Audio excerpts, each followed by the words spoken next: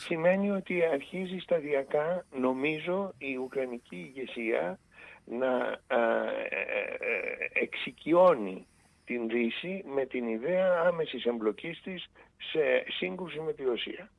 Και αυτό χρειάζεται μεγάλη προσοχή, και σε παλαιότερες συζητήσεις μας είχαμε επισημάνει ότι η Δύση πρέπει να είναι και πολύ προσεκτική, διότι αν η ουκρανική περιπέτεια, που οφείλεται ασφαλώς σε ρωσική υπαιτιότητα, δεν το συζητούμε αυτό, καταδικαστέα μάλιστα υπαιτιότητα, εάν εμπλακεί σε έναν τέτοιο πόλεμο, θα είναι ένας πόλεμος που μπορεί να έχει ολέθρια αποτελέσματα για την ανθρωπότητα.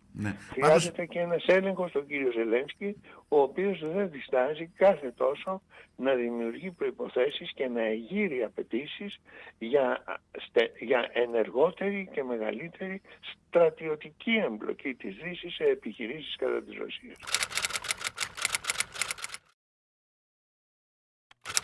Και με όπλα μεγαλύτερης εμβέλειας και μεγαλύτερης δραστικότητας. Μαχητικά αεροσκάφη, Eurofighter, F-16, ακόμα και Rafale ζητάει από τους Γάλλους.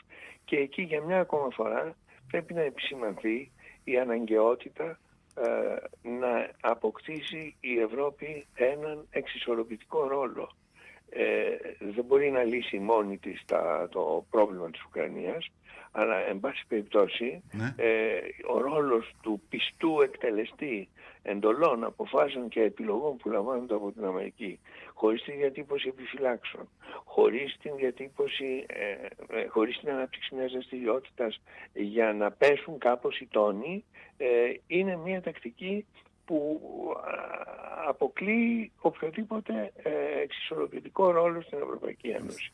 Και μέχρι στιγμής δυστυχώς η ηγεσία της Ευρώπης, τόσο της Ένωσης όσο και των ισχυρών κρατών μελών, με εξαίρεση ίσως των Μακρόν, δείχνει ότι αρκείται στον ρόλο του πιστού εκτελεστή αμερικανικών επιλογών και παρατηρητού των εξελίξεων και επίσης